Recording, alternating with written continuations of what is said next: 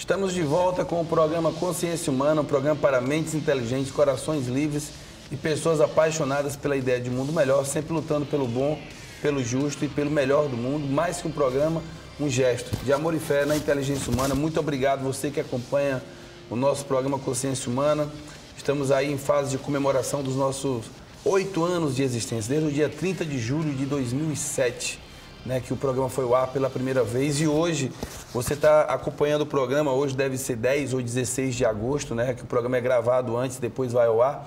Mas nós gravamos o programa hoje, a gravação acontece no dia 30 de julho de 2015, ou seja, de fato, no aniversário do programa, nós estamos repetindo essa gravação hoje, 30 de julho, que é quando nós gravamos, o programa vai ao ar depois. Então, é uma satisfação imensa. Lembro aqui do Pequeno Príncipe, que diz que nós nos tornamos eternamente responsáveis por aquilo que cativamos. Então, cativar é algo importante e nós sabemos que nós temos um bom público, né?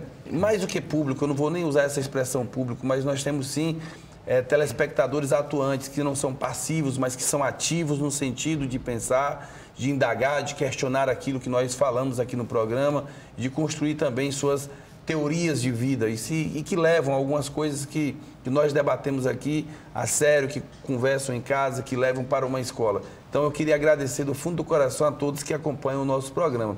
Na semana passada você acompanhou o professor Emerson Carlos, da Universidade Federal do Piauí, que argumentou, fundamentou, né, o seu posicionamento acerca da redução da maioridade penal. No caso, o professor Emerson Carlos, ele defende que é necessário a redução da idade penal a fim de que o Brasil tenha um novo parâmetro de regra, de lei, que possa coibir, na ótica dele, essa violência juvenil que é tão discutida no Brasil nesse ano de 2015. Hoje nós recebemos o professor Arnaldo Eugênio, ele que é doutor em antropologia, né, professor da UESP, Universidade Estadual do Piauí, que eu mando um abraço para a professora, aliás, para a UESP, que é uma instituição importantíssima para o nosso estado, e ele é articulador estadual da Rede de Desarmamento Brasil. Professor Arnaldo Eugênio, é um prazer mais uma vez recebê-lo aqui no nosso programa. Obrigado pelo convite, é um prazer sempre estar aqui para debater com você temas importantes para a sociedade. Professor, de uma forma geral, fique livre nesse primeiro momento, nesse primeiro bloco, para que o senhor fundamente o fato de ter uma posição contrária à redução da idade penal. Ok, partindo do pressuposto de que eu não defendo a redução da idade penal como forma de fazer com que a socialização de crianças e adolescentes seja melhor na sociedade brasileira, e dizendo que não é necessário reduzir, me contrapondo ao filósofo, de que não é necessário reduzir a maioridade penal para encontrar um ajustamento social, que a questão que a gente vive hoje é uma anomia social na perspectiva durkheimiana. Nós temos regras, nós temos leis para crianças e adolescentes. Inclusive, o Brasil possui uma legislação extremamente moderna e contemporânea. Existe o Estatuto da Criança e do Adolescente, que completou agora recentemente mais um ano de existência, e mais uma vez percebemos que ele não foi ainda efetivado. O que acontece, que as pessoas precisam entender, é que é o seguinte: o contexto em que isso foi colocado. Por que trouxeram a redução da maioridade penal para a discussão agora? Porque assim a gente cria uma cortina de fumaça para mostrar como a sociedade brasileira e o Estado brasileiro e a família brasileira, ela não conseguiu fazer frente ao desafio de fazer com que houvesse uma proteção integral à criança e adolescente. Então, para mascarar essa nossa incompetência de não ter conseguido fazer isso, para a proteção de criança integral, de criança e adolescente, veio-se a ideia da redução da maioridade penal. Porque adolescentes já tinham envolvimento com alguns crimes, é verdade. Adultos têm muito mais infinitamente, e nem por isso nós tivemos um ajustamento do Código Penal brasileiro. Então, assim, a questão aqui, houve também uma inversão. Hoje a nossa sociedade, ela está cada vez mais, pelo espetáculo da violência, motivado pelo espetáculo da violência, pelos índices de criminalidade, ela está cada vez mais assustada e desesperada. Então, qualquer proposta que venha para dar a ela uma sensação de segurança e não, de fato, o sentimento de segurança, ela vai se apegar. E aí, nesse momento, uma bancada política que chegou ao Congresso Nacional, chamada Bancada da Bala, num gesto oportunista politicamente, simplista do ponto de vista de lidar com a segurança pública e se aproveitando desse momento político para se autopromoverem trouxeram essa discussão à tona e levando ela para o seio da sociedade num bando de desesperados, né? Professor, 3 pontos aqui que dentro da sua fala eu anotei e quais são importantes a gente ter um esclarecimento. No princípio, o senhor disse que nós vivemos uma anomia social na teoria de Durkheim. Eu queria que o senhor explicasse para o nosso telespectador o que seria essa anomia social que nós vivemos. Bom, de forma simples. Quando a sociedade ela apresenta determinado desajuste, as pessoas tendem a achar que não existe regras. Existe regra, sim. É o que o Durkheim fala, que é essa anomia, esse A de não e nomia de norma, quer dizer assim, não é que não existam normas, é que essas normas não estão sendo seguidas. E ao fato de não serem seguidas, e aqui no Brasil é muito peculiar a nossa sociedade, a gente tem a ideia de querer comparar ela com outra, é meio complicado. Assim, porque a nossa formação, ela é uma formação eminentemente calcada na violência. A nossa formação foi uma formação violenta, a nossa colonização foi extremamente agressiva e nós temos essa tendência de ter essa pulsão agressiva muito à flor da pele. Então, nós somos ainda muito passionais. Então, hoje você percebe que com o espetáculo da violência, esse processo de mediatização dos eventos violentos que ocorrem na sociedade, parece que cada emissora criou um programa para fazer o espetáculo da violência, o espetáculo do horror, da tragédia alheia. Isso termina fazendo com que as pessoas acreditem que a sociedade inteira ela é violenta, ela é horrorizada. E não é bem verdade isso, porque, na verdade, transformaram a violência numa mercadoria. E aí cada uma delas pega essa mercadoria e transforma ao seu modo. Tem delas que tem palhaço, tem delas que tem um helicóptero, tem delas que tem pessoas vestidas fazendo macaquice, mas sempre transformando a violência num espetáculo para vender. E as pessoas, às vezes, por uma falta de uma visão crítica ou de uma consciência humana, não percebem isso. Ou seja, que a tragédia do outro pela falta da nossa humanidade. Então, agora que os adultos não conseguiram dar vez e voz para crianças e adolescentes, preferem criminalizá-los. Ou seja, em nenhum momento você ouviu crianças e adolescentes dizer o que eles querem. Então, assim, se você tiver condições para um processo de socialização, que esses jovens, que eles possam usar dessa energia, desse potencial, para que eles possam se desenvolver como adultos ajustados, eu precisarei cada vez menos de presídios. Ou o inverso que a gente faz. Quando a falta de uma consciência humana é um negócio interessante e trágico. Por quê? Eu prefiro criar presídios de segurança máxima do que criar escola de qualidade máxima. Que eu resolveria esse problema de outra forma, de forma inteligente. Não é força. Eu já fui criança, eu já fui adolescente, estou já chegando na fase adulta e entendo, assim, quantas vezes eu não tive vontade de brincar, de me divertir, e os espaços a gente criava ali no Parque Piauí. Hoje, os espaços que a gente criou no Parque Piauí, eles foram completamente demolidos. O próprio Estado se encarregou disso. Professor, uma pergunta simples. O que é ser jovem? Como é que o senhor define o jovem enquanto antropólogo? Hoje, ser jovem é viver uma experiência social cada vez mais de forma muito, eu diria assim, não é que não tenha alegrias, não é que não tenha esperança, é uma experiência, é uma jornada muito dificultada hoje pelos adultos. Ser jovem hoje no Brasil, de certa forma, você ter a sua vez e a sua voz sempre tolhida. Quando se dá essa vez e essa voz é apenas para florear alguma coisa, mas de fato mesmo, o jovem não é respeitado no país. A nossa juventude, o Brasil não é um país que respeita a sua juventude. Isso é tão trágico que hoje nós temos os dados da violência de 13 a 29 anos, o índice de violência tem aumentado de forma assustadora. Isso quer dizer que no futuro nós teremos problemas sérios na nossa sociedade, porque teremos uma sociedade envelhecida e sem jovens.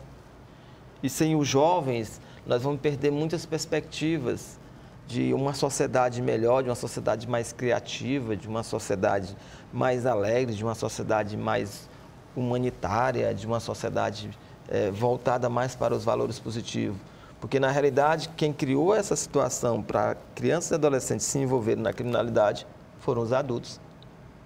E, ao invés de eles assumirem a sua responsabilidade, eles preferem criminalizar crianças e adolescentes, que são as vítimas do processo. Professor, o Estatuto da Criança e do Adolescente, né, tão criticado por aqueles que hoje se posicionam a favor da redução da idade penal, ele não atende a essa expectativa? Ou seja, o Estatuto da Criança e do Adolescente, ele é falho ou ele não é respeitado? O que acontece com o Estatuto? Na realidade, ele não é efetivado. Até hoje, ele não foi efetivado. E é uma das questões que a gente sempre coloca. O que falta, professor? O que falta é a sociedade, o Estado, primeiro conhecer. Como é que você pode conceber um Estado sério, uma sociedade que realmente pense num desenvolvimento baseado numa consciência humana, se as escolas, os professores lidam com crianças e adolescentes, eles não conhecem o estatuto que rege comportamentos de direitos e deveres de criança e adolescente. Isso seria a regra básica de uma sociedade, no mínimo, consciente do que está fazendo.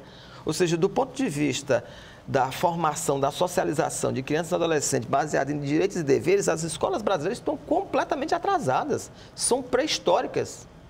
Pré-históricas no sentido não de contra a pré-história. A forma de trabalhar. A forma de trabalhar. Você não conhece o estatuto, reproduz um discurso violento contra crianças e adolescentes, dizendo que o estatuto protege bandidos, de forma alguma.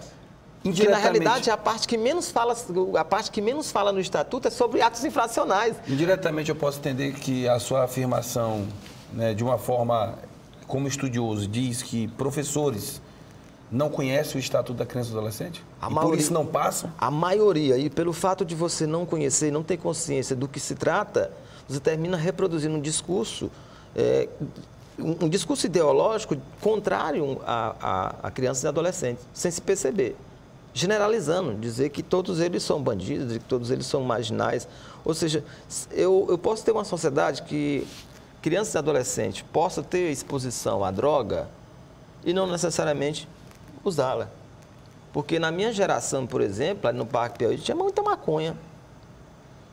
E a gente passava muito parte do tempo na escola e depois ia jogar bola, a gente não tinha tempo. Então os caras nem ofereciam para a gente porque não tinha tempo. Assim, não é força, gente, é inteligência. Se eu tivesse uma escola de qualidade, as crianças iriam para a escola. Agora me diz, uma criança hoje, nós estamos já passamos da era da informação, da informática, nós estamos agora nos cyberespaços, ou seja, os professores ainda tem professor que chega na sala de aula e escreve um quadro inteiro. E a aula acaba. Depois senta-se e diz, copiem. E a aula acaba. E a aula acaba. Aí você diz assim, pô, tá me tirando. Aí eu diz, pô, o que eu estou fazendo nessa escola aqui? Que escola é essa? É uma escola que parece que está voltando no tempo, ela está num processo que nem a antropologia permite, que é um processo de involução. Ou seja, a gente não percebeu ainda, assim, a gente não consegue acompanhar o ritmo do desenvolvimento da sociedade, de atrelar isso. Assim. Hoje, nas minhas aulas, por exemplo, eu faço o possível para os alunos participarem. Então, eu crio seminários e boto ele para montar o seminário e eu vou só orientando. Afinal de contas, eu sou um mediador de conhecimento. Quem sou eu para chegar numa turma de 50 alunos e dizer eu sou o dono do conhecimento, eu sei? Não, eu tenho 50 experiências diferentes e a minha. O que nos diferencia ali, além da questão da experiência acadêmica, é a forma de socialização que nós tivemos, a época que nós vivemos. Mas eles têm conhecimento de muito que eu não tenho. Experiências que eles viveram que eu não vivi. E eu acho que isso aí eu lembro Paulo Freire, é um gesto de humildade. Eu tenho que reconhecer esse jovem. Talvez por isso eu não tenha muito problema com eles em sala de aula. Porque eu deixo eles falarem, eu deixo eles argumentarem, eu sempre alerto a eles que, pelo fato de você ter boca, não precisa você estar falando toda hora. Né? E você pode ouvir e analisar e a partir daí emitir um parecer. Não fazendo juízo de valor. Então assim, ao invés da gente... Não é que a gente está falando de protecionismo de criança e adolescente. Existe adolescentes que cometeram atos infracionais. O fato de a gente considerar ato infracional é porque está num processo de desenvolvimento. Quem diz isso é a ciência. São várias outras formas de conhecimento que dizem que nós temos um processo de desenvolvimento e que nós temos que levar em consideração. Você dizer para mim que uma criança de 11, um adolescente, criança, porque até 12 anos ele ainda é uma criança, de 11 anos chegar a dizer que ele tem a possibilidade de escolha, as coisas que as pessoas confundem. Ter conhecimento não é a mesma coisa de ter informação. Hoje nós temos muita informação, porém pouco conhecimento. A geração hoje, ela tem muito isso, tem muita fonte de informação, porém tem pouco conhecimento processado. Ou seja, eles são facilmente atraídos pelas redes e são enganados. Quantas pessoas não passam virais aí, sem nem se dar conta? Ou seja, ele tem muita informação, mas não tem conhecimento nenhum. Professor, o senhor coloca agora a questão da ciência como uma definidora do processo de maturidade do ser humano. Um dos. O processo que vai definir, por exemplo, o jovem de 11, de 12, de 13, de 14, 15 anos, ele está num processo de maturidade. Essa maturidade dele vai sendo construída para que ele possa consolidar suas ideias, estabelecer suas relações com o mundo, com a sociedade de uma forma geral. E nós temos alguns países que são considerados países desenvolvidos, países de ponta, economicamente, tecnologicamente, que têm uma educação, inclusive, muito mais avançada do que a educação brasileira. E esses países, eles já colocam a idade penal bem abaixo dos 18 anos. Ou seja, como é que o senhor observa essa relação, ou nós não podemos fazer essa relação, essa comparação entre sociedades? Podemos fazer até essa comparação, se nós levarmos em consideração as especificidades e particularidades, as idiosincrasias de cada cultura. Porque comparar a sociedade brasileira com a Suécia, por exemplo, em que parâmetro? Qual é o parâmetro que eu vou usar para comparar essas culturas? Porque, na verdade, essa comparação de cultura serve apenas para uma questão didática. Porque, do ponto de vista mesmo antropológico, se comparar uma cultura com a outra, elas são eminentemente diferentes. Elas são totalmente diferentes. E se você encontrar um único elemento que possa compará-los, não há essa possibilidade. Então, quando a gente vê países que alguns tentaram fazer a redução da moralidade penal, por exemplo, o Japão tentou. Mas aí, o Japão, a gente vai falar, mas é pequeno. Tudo bem, vamos pegar aqui outros países da Europa que fizeram. A maioria deles voltaram. Porque perceberam que era o processo, não era a força, era a inteligência. Não é eu forçar o adolescente, pressionar ele a determinados comportamentos. Na realidade, a gente precisa trabalhar também a questão do exemplo. Onde nós vamos debater na semana com o professor Arnaldo Eugênio, antropólogo, que dá a sua contribuição acerca desse debate sobre a redução da moralidade penal. Esse debate que ainda vai ganhar muita força. E que é importante perceber o seguinte: às vezes a gente pensa que esse debate está restrito à lógica dos 16 e 18 anos com relação à idade penal. Mas ele permeia várias temáticas sociais que estão ao redor e que, se a sociedade prestar atenção e tirar como ponto positivo, independente da lei que for aprovada, daquilo que o Congresso decidir, a sociedade pode rediscutir todo o processo brasileiro, aquilo que é o Brasil. E não ficar apenas restrito a uma lógica de discussão, 16, 18, 16, 18. A lógica é muito maior. Nós estamos discutindo o país de uma forma geral. Quando você vai debater a questão da idade penal, você vai ter que discutir outras vertentes, você vai ter que buscar outras questões que são muito importantes, e por isso nós conversamos separadamente com quem era a favor e com quem é contra, para que você, que é o telespectador do Consciência Humana, que acompanha semanalmente, possa ter esses dois parâmetros. Depois você pode ir aí no pgmconscienciahumana.com e acompanhar, assistir separadamente, fazer o seu juízo de valor, que é na rede onde nós deixamos o programa para o nosso telespectador poder assistir. Professor, no bloco passado, o senhor fez algumas afirmações que eu vou abordar agora. Anotei aqui. Por exemplo, em um determinado momento você aponta que a sociedade, o Estado, a família, a escola estão sendo incompetentes, na sua relação com os jovens, e que esse processo de criminalidade, ou seja, essa quantidade de jovens que estão envolvidos nesses crimes, são frutos dessa incompetência da sociedade, do Estado, da família e da escola. Mas são esses mesmos organismos que, em sua maioria hoje, defendem essa redução da maioridade penal. Exato, que até a gente parece ser meio paradoxal, né? Os que defendem a redução da maioridade penal são os principais culpados pelas crianças e adolescentes estarem na criminalidade. Que paradoxo é esse? Na realidade, é uma forma de mascarar. Ou seja, eu vou mascarar a minha incompetência em fazer a minha parte no processo de socialização e vou jogar a culpa no outro. A gente chama isso de direito penal do inimigo. Eu saio do fato e me atenho à pessoa do fato. Ou seja, eu não estou preocupado com como é que as crianças e adolescentes chegaram à criminalidade. Eu quero colocar ele como o vilão da história logo. Depois a gente resolve essas outras questões, que é o grande problema está aí, ó.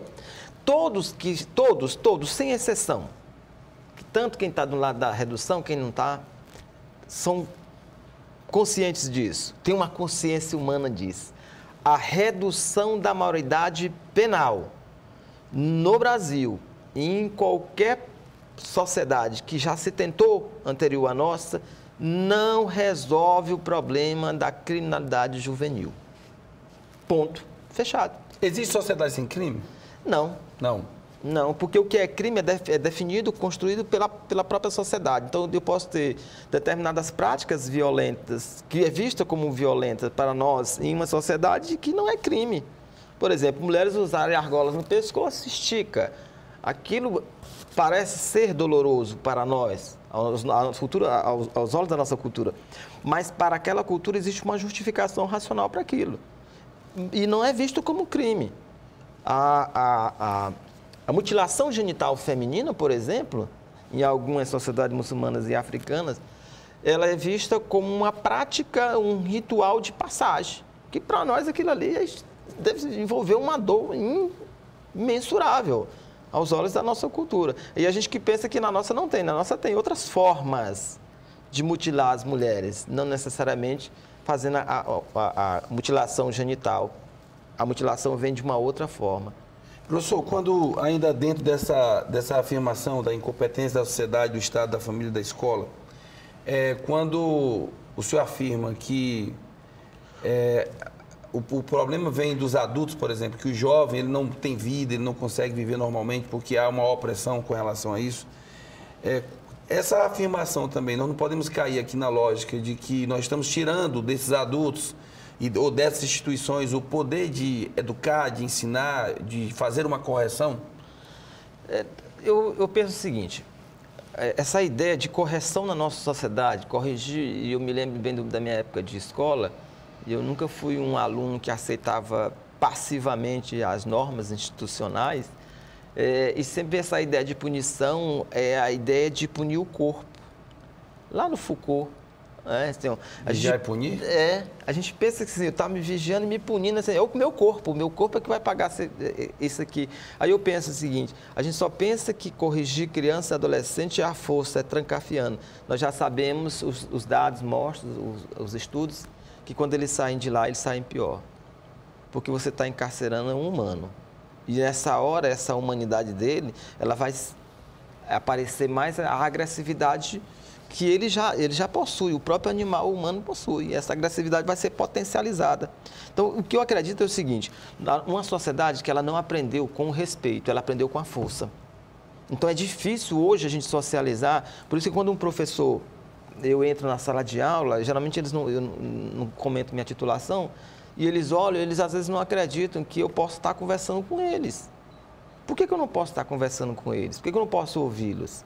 Ou seja, eu tenho um plano, eu tenho uma ementa da disciplina, eu apresento aos alunos, que são jovens, e pergunto a eles, e começo a conversar sobre o tema, e começo a fazer uma tempestade de ideias para que eles possam se posicionar. E eu posso também perceber que, de repente, tem uma voz ali que me parece, olha, aquela voz parece que está vendo coisas que eu não consegui enxergar ainda. Que a gente pensa que o jovem não vê. Ele vê e sente. A nossa sociedade é uma sociedade muito cruel para a criança e adolescente. É porque talvez as pessoas que estejam hoje apoiando a redução da maioridade penal e que não tenham uma leitura ou posse de dados que possam mostrar, o Brasil é um dos poucos países onde se pune crianças, se tenta educar as crianças com ponta de cigarro, queimando a pele. A ponta de cigarro, ela chega a uma temperatura, ela oscila em torno de 400 graus Celsius. A dor deve ser tão violenta que o choque, a criança deve sofrer um choque tão louco que o cérebro para e corta. Então eu percebo assim, a gente tem que ter mais respeito. Eu não posso, o professor ele não pode cobrar do aluno, vamos botar por parte a sociedade, o pai, vamos botar lá pela família. Eu sei que existe uma reestruturação familiar hoje, mas o pai não pode cobrar do seu filho aquilo que ele não mostra como exemplo. O pai que manda o filho comprar um cigarro no botequim, manda comprar cerveja, ele está fazendo o que com o filho dele? Eu acho que o mínimo que o pai deve ter é respeito. Eu acho que quando o pai xinga, humilha o filho, eu acho que nesse momento ele começou a desencadear um processo que talvez não tenha volta, que é a revolta daquele jovem, de ser tratado daquela maneira por alguém que poderia, por quem ele esperava o respeito. Então, o pai que dá na boca de um filho, porque ele disse um palavrão e ele não preveniu antes, e a mãe também não, quando os dois estavam discutindo. Então fica fácil, porque é fácil você olhar para a criança e se não tem quem bater, eu vou bater nele. Professor, eu imagino que nesse momento, algumas pessoas que possam estar assistindo ao Consciência Humana, né, uma interpretação aqui eu faço me colocando lá no lugar do telespectador, devem entender que, por exemplo, numa cultura como a nordestina, que é uma cultura dura, machista, como a brasileira. Machista, né? Mas o nordestino consegue ainda ser muito mais do que, de uma forma geral, né? Que é para... Ou seja, a educação ali é na pancada, a educação é na força mesmo. Que nesse momento deve imaginar o seguinte, o professor Arnaldo, ele está tirando a autoridade do pai. Está responsabilizando quem educa pelo momento de desordem social. Não, eu penso até assim, eu acho que alguns podem até pensar, o Arnaldo está muito humanista também. Está vitimizando o criminoso e tal. Não, na realidade eu penso o seguinte, antes de ver, depois que a pessoa comete um crime, a gente chegou no momento da obviedade. O que é óbvio não é para ser dito, não é para ser visto, já está lá, está óbvio. Eu quero, minha intenção, que numa consciência humana a gente tem que começar a perceber isso antes. Como é que eu cheguei a esse ponto? Bom, o ponto aqui já está aqui. Eu quero entender como é que eu cheguei aqui para evitar que outros cheguem. Olha, o fato de você ter drogas, e aí a droga, o tráfico, isso é uma questão criminal, de justiça criminal. O consumo é uma questão de doença social. Isso deve ser tratado, não é punido. Punido é o tráfico, e as pessoas confundem muito. Então, quando alguém chega... Você tem, por exemplo... Quantas casas o telespectador pode perceber agora? Você pode fazer até uma brincadeira mesmo na sua rua. Aproveitar aí para elaborar a sua própria consciência humana, que ninguém elabora consciência em ninguém. Você mesmo elabora a sua. Veja na sua casa quantos bares tem e quantas áreas de lazer existe. Qual a área de lazer que está mais próxima à sua casa e qual é o bar que está mais próximo da sua casa, qual é a distância entre um e outro. Aí você vai entender claramente como é que a nossa sociedade funciona. Veja quantas pessoas, quantos bares existem na sua rua e veja quantas pessoas frequentam esse bar. Então, o fato de existir um bar que vende bebida alcoólica não quer dizer que todos irão beber. Então, do mesmo jeito que eu digo assim, você pode ter o tráfico, que isso é uma questão de justiça criminal, isso não é problema social. Mas o usuário da droga, sim. É isso que a gente deve prevenir. Então, antes dele cometer o crime, eu tenho que prevenir para que ele não use. E para que ele não use, eu poderia fazer uma Puticabana em cada zona de Teresina, né? Eu poderia fazer estruturas de lazer, né? Já tem algumas aqui na cidade, mas você percebe que falta muito ainda. Então, o poder público ele tem que trabalhar nessa perspectiva. Mas para trabalhar nessa perspectiva, eu preciso de gestores nas pastas que lidam com isso, que saibam o que estão fazendo, que entendam daquilo ali e que sejam, no mínimo, humildes para se reunir a população. Eu não posso elaborar uma política pública dentro de um gabinete e levar lá para Santa Maria da Codipe sem nenhuma participação da juventude da Santa Maria da Codipe. Inclusive, tem um projeto lá que eu acho muito interessante, que é Música na Praça. A sociedade, ela cria. Quando ela quer, ela cria. Independente do Estado. E até eu sou a favor de que a gente não fique esperando muito que o Estado faça, porque o Estado não tem interesse, na maioria das vezes, que é aquilo que a gente chama de cansaço democrático. Professor, o senhor afirmou que nós temos um espetáculo da violência e que esse espetáculo da violência se tornou uma mercadoria, que o jovem é violentado no Brasil pelos adultos. Eu posso, então, entender que o professor Arnaldo está afirmando que o problema da juventude, ele não é a causa, ele é a consequência de tudo isso que vem antes. Ou seja, se um jovem cometer um crime, aquele ato não pode ser visto como um ato do indivíduo, mas ele é um ato social, ele é uma consequência de outras causas que vêm antes. E essa coisa da violência como mercadoria, ou seja, queria que o senhor falasse um pouco mais disso. Primeiro, assim, essa questão do individual e do coletivo. O ato cometido pelo adolescente, aquele ato, é de responsabilidade individual. Agora, há punições para ele. Existe. Existe, o ECA já prevê isso aí. O problema é que as pessoas estão dizendo o seguinte, eu tenho que botar leis mais duras, mais uma vez, para mostrar, os estudos mostram aí. Não é o recrudescimento da lei que faz com que as pessoas mudem de comportamento. Porque a lei, o que antecede a ela são os costumes. Então, eu não tenho que mudar, não é lei, são práticas sociais que antecedem a lei, para que eu não possa ter lei. Ou seja, eu posso, por exemplo, ter uma lei, tipo a Lei Maria da Penha, mas por que a Lei Maria da Penha não tem efetividade? Porque ela do ponto de vista que, vamos dizer assim, ela tem uma vigência, que a gente chama dos valores da lei, se ela tem uma vigência, tem, ela tem uma eficácia, tem, ela tem efetividade? Não. Ela não conseguiu ter efetividade. Ela tem legitimidade? Também não. Ela não conseguiu na nossa sociedade. Então, não basta a lei. Porque a gente pensa que o simples fato de ter uma lei, nós vamos inibir práticas. Não, já está aí o Código de Trânsito Brasileiro. O que a gente mais vê é exatamente as pessoas fazendo o contrário do que o Código diz. Então, o que eu quero mostrar é que muitos desses jovens, excetuando os casos de patologias psíquicas, os jovens cometeram atos infracionais tipificados como crime pela nossa sociedade. O seu ato individual é de sua responsabilidade, o ECA prevê isso. Porém, o contexto que o envolve, ele é social, porque ele não nasceu usuário de droga, ele não nasceu usuário de álcool, ele não nasceu em sociedade onde a condição de pobreza ela é naturalizada. Existe uma tentativa de naturalização da pobreza, quando na realidade isso é uma forma de exploração do homem contra o homem. Isso é uma condição social. Ninguém nasce pobre, ninguém é pobre porque Deus quis. Na realidade, isso é no processo da relação do homem com o outro homem, ele consegue, no processo de dominação, colocar o outro naquela condição. Por que é que a gente dizem que os pobres não gostam de escola e a gente não dá escola de qualidade? Exatamente para ele não gostar de estudar. Porque se ele gostar de estudar, ele começa a ter uma visão crítica da realidade. Ao ter uma visão crítica da realidade, ele passa a querer transformar aquela realidade. E isso é um perigo para o status quo. E do ponto de vista de dizer que a violência é uma mercadoria, por quê? Nós vivemos numa sociedade do espetáculo, uma sociedade individualista, uma sociedade consumista, uma sociedade imediatista, uma sociedade que eu diria que ela tem valores fugazes. Então, aquilo assim, hoje você tem um determinado objeto que ele tem um valor de mercado e ele tem um prazo de validade. E isso com os objetos inanimados, né, a gente achava isso normal, só que as nossas relações também passaram a ser mercadorizadas. As pessoas passaram a dizer que todo mundo tem um preço. Isso não, é o contrário, algumas pessoas que se dão preço.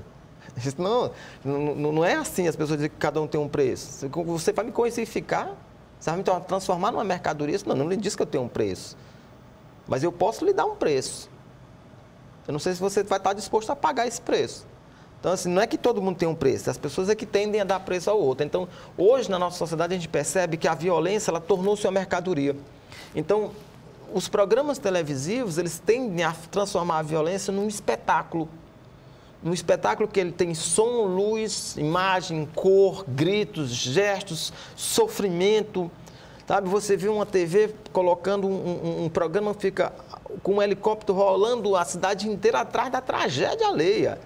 Ao invés de pensar o seguinte, o que a gente poderia estar fazendo para contribuir? Será que os jovens não têm atividades positivas? Será que os jovens não fazem coisas inteligentes? Fazem. E por que não tem visibilidade? Porque não vende. Nesse tipo de sociedade não tem lógica. Nesse tipo de sociedade, a sociedade da trapaça, a sociedade do engano. Se você hoje for uma pessoa séria e decente, diz, se você vai conversar com alguém, diz assim, eu prefiro um homem safado.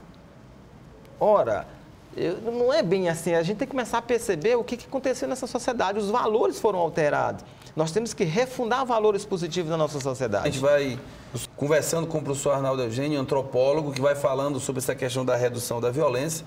No caso, o professor ele é favorável, aliás, ele não admite que haja a redução, ele entende que isso seria um retrocesso para a sociedade. Nesse último bloco do programa, a gente vai trazer algumas perguntas que os nossos amigos que acompanham o nosso programa Quando a gente coloca lá no Face a entrevista que a gente vai fazer com a temática, eles lançam algumas provocações que nós trazemos aqui para o professor. Mas antes de colocar essas situações, professor, o senhor colocou vários aspectos da nossa sociedade. E coloca, e eu entendo aqui a sociedade brasileira, o senhor está falando do Brasil, sim, especificamente falando. O Brasil, culturalmente e socialmente, é um grande erro, então? Não diria um grande erro. São as consequências da formação. Ou seja, se eu passo a instruir ou a socializar uma criança com base em valores negativos, do ponto de vista moral, ético, da relação com o outro, eu vou formar esse adulto desajustado. Então, estou falando nesse sentido. Então, da nossa formação, o Brasil é uma invenção do colonizador. Mas o colonizador, para inventar esse lugar, ele teve que usar a força, a violência. A partir daí, nós aprendemos que, para se impor, tem que usar a força. E aí o professor, aí é a hora que você percebe claramente quando alguém se perde. Se você chega numa sala de aula, o professor está gritando por cima com os alunos, pode dizer para você mesmo, esse aí perdeu o controle. E aí ele perdeu a autoridade, porque ele confunde a autoridade, não tem a ver com isso. A autoridade tem a ver com... Eu vou usar o Paulo Freire um pouquinho. A autoridade de um professor, por exemplo, ele tem a ver com o seu conhecimento, a sua competência naquilo que ele faz. Primeira coisa que ele dá ao aluno, assim, segurança. Então, se ele tem competência no que ele faz, ele passa segurança ao aluno. Segundo, ele é um profissional que se baseia pelo respeito. O respeito, primeiro, a ele. É alguém que se respeita, alguém que se cuida, alguém que tem uma relação consigo próprio muito boa. Porque ele vai ter uma relação muito boa com o aluno. Então, o aluno percebe, pô, professor... o aluno vai usar essa frase, pô, professor, é gente boa demais. Gente boa demais quer dizer o quê? O cara, além de ser humano com ele mesmo, é demais que ainda é com o outro. E esse professor, de certa forma, aqui brincando, ele vai sofrer um certo bullying por parte dos outros. Dos outros, que querem a força. O professor é bonzinho. É bonzinho. O negócio está desandando porque ele não faz. Porque ele não faz, porque ele não usa a força. Que na realidade, e a aula dele é uma aula gostosa, que os alunos chegam a dizer, quando é aula de fulano eu vou, porque a aula é maravilhosa. Então assim, não é que a sociedade brasileira foi um erro, é que a gente precisa entender por que essas coisas acontecem hoje. A gente acha muito simples, a gente acha muito fácil dizer e apontar o dedo na nossa sociedade, que nós temos essa prática. Mas a nossa sociedade, ela tem a corrupção endêmica. Professor, tem algumas perguntas aqui que mandaram para o senhor. A Bruna Eduarda diz o seguinte: eu queria saber se ele não acha que o sentimento de impunidade que invade a população cada vez que acontece algum crime brutal praticado por menores pode ser algo perigoso e até mesmo motivador para que aumentem os casos de vingança privada, que são, na verdade, o sinal da desacreditação do povo no poder de punir do Estado. Bom, eu vou pegar por parte a pergunta. Aqui bem complexo. Primeiro, não há no Brasil uma impunidade em relação a crianças e adolescentes. Existe uma prescrição legal que está lá no ECA. O que acontece é que não se dá visibilidade a isso. Segundo, para essa telespectadora, da forma como nós estamos nos organizando, da forma como estamos resolvendo os nossos conflitos, a tendência é que os linchamentos, as violências gratuitas, a agressão deliberada por indivíduos ou mais de um indivíduo contra outros tende a aumentar na nossa sociedade. Porque o sentimento não é um sentimento de impunidade. Os jovens está lá previsto, o ECA diz aí, a maioria deles estão cumprindo. É porque as pessoas estão querendo maior rigor da pena, não é isso. Então, não há impunidade. Segundo, é que a sensação de insegurança, ela vem no momento em que eu percebo que o meu Estado é fraco. O Estado brasileiro é um Estado fraco, é um Estado corrupto, é um Estado desacreditado. Nós precisamos refundar o Estado brasileiro. Por isso é que nós temos essa sensação de insegurança e de impotência que a gente termina colocando a nossa agressividade como forma de resolver o conflito. E aí eu digo para ela, da mesma forma que você possa vir a fazer uma justiça com a própria mão contra alguém, alguém pode fazer contra você. Porque numa sociedade onde não há respeito às regras, eu posso, por não gostar de você, criar um fato justificar o seu linchamento. Isso é muito perigoso. Voltaríamos ao Código de Hammurabi. A Carla Nathalie pergunta o seguinte: caso ele seja contra a punição, até mesmo no caso de crimes hediondos, queria saber também o que ele acha que leva um jovem menor de idade a cometer esse tipo de crime tão brutal. E, além disso, o que um jovem como esse poderia aprender na cadeia que o fizesse ficar pior, já que muitos defendem que as cadeias são só escolas para aprender crimes mais pesados. Mais uma vez, vou responder por parte. Eu não defendo a impunidade, não defendo a falta de punição a crianças e adolescentes que cometeram atos infracionais. Muito pelo contrário, eu defendo é que haja a aplicação, o conhecimento, o debate, a disseminação das ideias que estão constando no ECA. Se nós fizéssemos, eu até para a telespectadora ter uma ideia, e se ela também puder ler o estatuto, ela vai confirmar comigo depois. Se o que está no ECA for aplicado em 70%, nós não teríamos nem por que estar discutindo a redução da maioridade penal.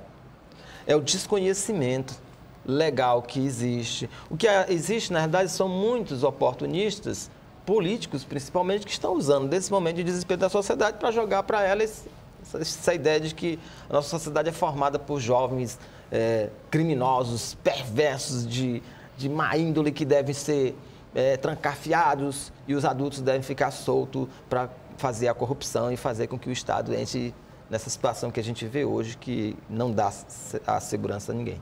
Professor, dentro disso tudo que você está colocando, né, existe aqueles que realmente querem se aproveitar de uma situação para vencer outras questões, se autopromover, mas existe uma sociedade que o cidadão comum mesmo, que legitima, que concorda, que defende nas ruas abertamente e que hoje me parece ser, inclusive, a maior parte da sociedade. Como é que o senhor, ou seja, convive com esse discurso que, na sua maioria, ele é contrário ao seu? Eu entendo a preocupação da sociedade, e eu também sou sociedade.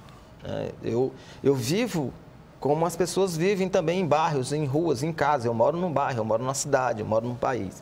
Então, eu vejo também as situações. O que eu quero dizer a vocês é que, ao invés da gente estar punindo, porque se eu tenho uma planta, vamos fazer aqui uma analogia, uma metáfora aqui para vocês perceberem.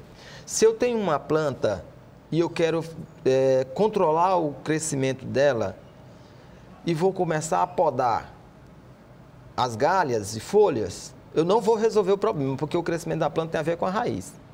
Então, eu estou apenas cuidando dos efeitos e não me atendo às causas. Da mesma forma que está acontecendo agora. Eu não estou negando, eu não estou fingindo que não estou vendo que existem crimes cometidos por adolescentes. Se é maior ou menor no passado ou no presente, esses dados ainda são meio complicados para a gente fazer essa comparação.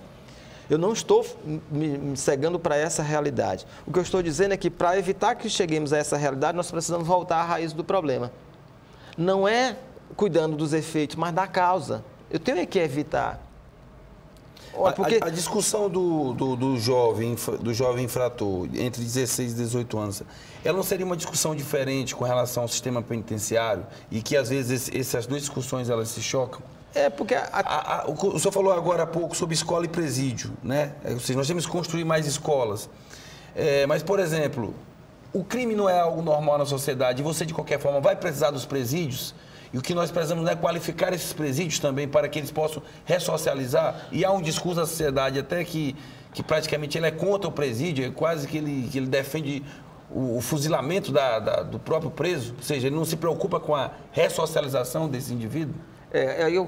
Isso é proposital. Quando eu misturo as duas situações, é para confundir ainda mais as pessoas. Elas não entenderam uma coisa com a outra. Não tem nada a ver redução da maioridade penal com o sistema prisional brasileiro. Esse aqui é falido. Esse aqui é historicamente falido. Ele nunca cumpriu o básico dele, que é ressocializar. E aí mistura uma coisa com a outra, que aí as pessoas confundem e dizem que todo mundo é bandido, mas não olham para outros espaços da sociedade, onde há corrupção, por exemplo, no executivo, no legislativo, no judiciário, e diz que lá também é um covil de bandidos. Não tem essa visão. Né? Aí a gente começa a perceber o seguinte: então qual seria uma solução? Eu vou te dizer uma coisa: a educação ela não vai salvar o mundo, não. mas ela pode resolver muita coisa. Pode ajudar bastante nesse processo, nesse momento agora. Então, se você olhar agora, nós estamos agora, vai terminar o mês amanhã. Eu me lembro que na minha juventude, não é saudosismo não, é para dizer o que tiraram da juventude, que tinha na minha, que a incidência de crimes cometidos por adolescentes era menor. Porque você pode perguntar o que a gente poderia fazer. Ora, na minha época, nesse período que a gente estava fora da sala de aula, tinha um negócio chamado de colônia de férias, onde todos poderiam participar. A gente ia para lá, passava o dia todo. O traficante estava ali próximo. Eu fui professor de colônia de férias. Eu também fui, eu fui educador e fui usuário. Isso. Então, assim, naquela época a gente estava se divertindo. Meu tempo era o tio Georgiano, trabalhava com ele. Eu estava próximo desse período também. Ali, então, assim, a gente brincava, a gente ia jogar bola. Ninguém estava preocupado com o negócio de droga. O cara podia vender a droga dele lá, a gente não queria não, jogar era bola. De manhã até meio-dia, era para dar o lanche, a gente só parava para lanchar. A gente ia, porque ali tinha um espaço de socialização, tanto é que qualquer forma de agressão, logo parava. Parou. Ou seja, ali era um processo de formação, de educação. Nunca mais eu vi o trenzinho da Semel passando. Eu nunca mais vi nem a Semel. não, nem só isso, eu fico pensando exatamente isso. Aí, ó, como a gente percebe, a sociedade tem que perceber exatamente isso. Ó. É isso que a gente tem que começar a perceber criticamente, essa conscientização humana, é mais ou menos isso. Ó. O que foi que tiraram dos jovens, que existia antes, para eles irem optar pelo crime? Porque eles antes não tinham a opção do crime? Tinha. E eles não iam por que tantos? Muitos foram, mas hoje se vai tantos. É engraçado. A pessoa pensar assim, uma arma de fogo hoje, um revólver 38, ele custa em torno de R$ 1.600 acima. Como pode alguém de uma favela ter um revólver na cintura? Quem deu para ele? Porque ele não tem como comprar. Ou seja, se você perceber mesmo a criminalidade juvenil, ela é permeada por várias outras situações e circunstâncias que, se a gente se der conta, a gente vai começar a perceber que esse negócio de discutir a redução da maioridade penal, isso é só uma cortina de fumaça. É para não discutir o problema mais profundamente. Quem é que traz a droga para o nosso bairro? Quem é que vende a droga no nosso bairro? Quem é que leva a arma para o nosso bairro? Quem foi que tirou o CSU do Parque Piauí? Quem foi que tirou o CSU do DCIO? Quem foi que tirou os campos de futebol? Aquelas áreas que nós tínhamos, nós pensávamos antes, na minha geração, eu jogava bola, pensava, onde esse campo aqui tiver gramado, legal, bacana. Hoje nós temos aí no Parque Piauí um campo enorme, que deu os adolescentes. Do lado ali, entre o campo de futebol. E aí tinha um campinho, ajeitaram, fizeram um campo, botaram tudo a quadra, ali a gente brigava para jogar. Tinha a galera que assistia ali, a gente jogava. Hoje a gente procura esses jovens, eles estão um pouquinho mais do lado. Sabe onde? Ao redor de um bambuzal, todos eles alcoólatras e usuários de crack. Aquela geração que assistia a gente e que nós pensávamos assim, quando tiver o campo, tiver a quadra, é que o mundo vai melhorar. Onde foi que nós erramos nessa passagem? Não foi a redução da maioridade penal, não foi a idade penal, que o problema Professor, não foi esse. A sua visão é uma visão antropológica e está chegando ao final do programa. Eu queria que o senhor rapidamente explicasse o que é antropologia, para que o nosso telespectador analisasse a opinião do professor, a visão do professor Arnaldo, o pensamento do professor Arnaldo, entendendo que ele é um antropólogo e que a partir disso é que ele constrói toda essa perspectiva. Bom, pela própria terminologia da palavra, se pode dizer antropos, quer dizer homem, humano, ser, logos, estudo. Então, o estudo do homem. Então, a antropologia é aquela ciência que busca compreender o homem na sua totalidade. Aí alguém pode pensar, mas isso é muito difícil, realmente. A antropologia ela tem um desafio e até uma pretensão muito ampla. Então, na realidade, nós não queremos conhecer o homem na sua totalidade, mas os estudos antropológicos tentam entender o homem o mais próximo, o mais profundo possível que eu possa entender esse homem, nas suas relações, nas suas atividades, na sua mentalidade, nas suas construções, nos seus aspectos laborais, entender como ele se constrói. Então, a partir daí, a gente começa a pensar. Por isso que eu digo, quando eu digo aqui, que não é a força, não é reduzindo a maioridade penal que nós vamos diminuir ou vamos eliminar a criminalidade juvenil, é pensando antropologicamente que a questão não é força. A questão aqui é inteligência. Não é batendo na criança. Eu sempre digo para os meus amigos e irmãos, eu digo, olha, para socializar o teu filho, tu precisa estar presente. É uma marcação para o setor. Não precisa você estar batendo nele. Pergunta ao pai, quando você que está assistindo, você que é pai, pode se perguntar, e meu filho entrar na criminalidade um dia onde eu errei, isso eu vou dar bem que um exemplo onde você pode estar errando. Quantas vezes você foi na escola durante a semana visitar o seu filho e perguntar a coordenadora e a professora dele como ele anda. Não foi para saber nota vermelho ou azul, que isso aí é violência simbólica, Pierre Bourdieu pode explicar melhor. É assim, participar efetivamente do processo de formação do seu filho. Aí você prefere criar leis para recriminar, para criminalizar, do que ir lá. Aí você abriu com o Santo Perry, eu vou fechar dizendo não é com o Santo Arnaldo nem nada, dizer assim, você é responsável pelo aquilo que você inventou. Faça a sua parte. Muito bem, professor. Professor Arnaldo, muito obrigado. A gente gostaria de ter mais tempo, mas é isso. O tempo fica para o próprio telespectador fazer suas reflexões, concordar ou discordar do professor, fique à vontade, porque a liberdade, ela está aí, ela existe de fato, desde que você se aproprie dela, mas, acima de tudo, se fundamente. De um lado ou de outro, do Emerson da semana passada, do Arnaldo agora, estude o assunto. Vá atrás do conteúdo, veja todas as vertentes. O nosso programa tenta apenas contribuir. Esse foi mais um Consciência Humana, um programa para mentes inteligentes, corações livres e pessoas apaixonadas pela ideia de um mundo melhor, sempre lutando pelo bom, pelo justo e pelo melhor do mundo. Mais que um programa, um gesto de amor e fé na inteligência humana. Até a próxima semana, se Deus quiser. Saber dar valor para as coisas mais simples, pois só o amor constrói pontes indestrutíveis.